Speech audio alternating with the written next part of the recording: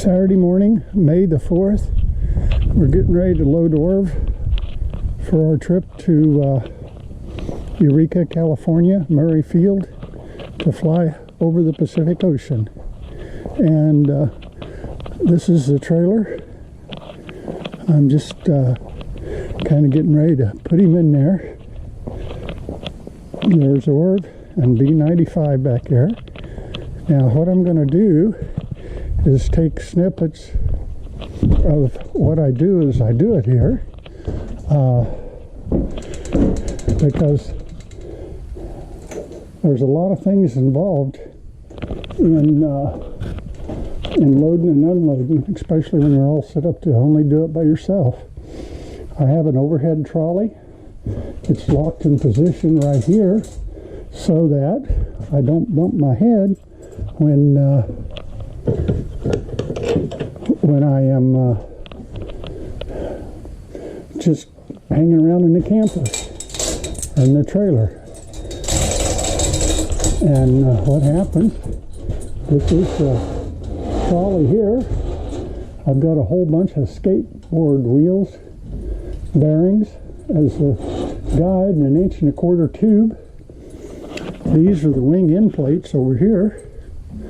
They go on the wings so I can attach to them. This is a trolley that goes out there.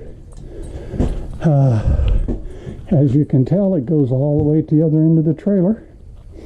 Now down here I have the wing holder, and now you notice a little red board right there, square, and a little rope. Well, the seat of the airplane goes right over the top of that. That way you're pretty well centered to where you need to be when you start working on the next steps. And I try to organize everything and do everything in an orderly manner so that it minimizes the work effort and the energy required to do what's got to be done here. Get this thing apart and get it in there. Okay, we've done a little bit more here. We've got the strap across, pulling the landing gear together. You don't want it to... What happens is you got to keep it in a situation where it just takes all the slack out of it, so it's as narrow as it can be. I've centered the airplane up. You can see the trolley up there, and the seat sitting over the little red square. And back here in the back, I got a little stand. And that stand, it's got a bungee, keep the airplane from going over on snows. Never had that problem, but with gusts and stuff, it could be a problem. And then I've got a weight in the bottom of it to make sure that the whole thing don't come up and go over on snows. Okay, we've just completed what is actually the hardest part of taking it apart and putting it together, but the taking it apart side, getting those bolts and pins out. And it's not really difficult, it just takes a while. Now I have a cheat sheet that tells me where the washers go, top and bottom, front and back, both sides, so that makes that easier. The rudder is off and up in the trailer, and the elevator and the stabilizer, horizontal stabilizer, get removed as a unit and go into the trailer. I do see one bolt I missed. I'll have to get it out before I can remove the vertical stab. And what I've done, you'll notice some little ropes hanging down there. That's where the struts hang when I pull them off. And as you can see, I've pulled the bolts and we got pins in there.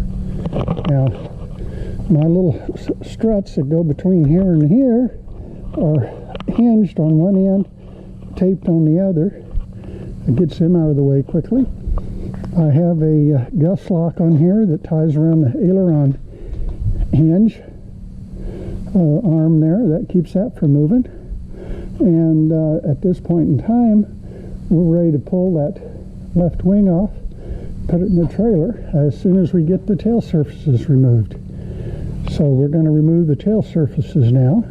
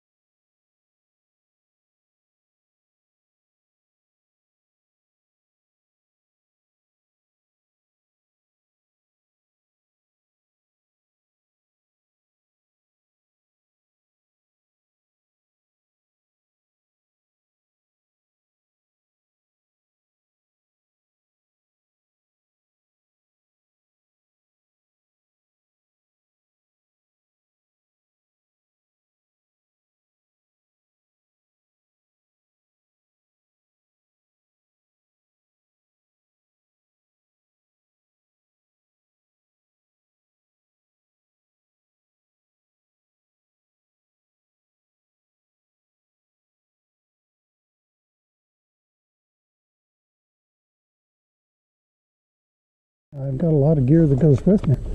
Tools, boxes, camera stuff, all sorts of stuff. But that's it right there.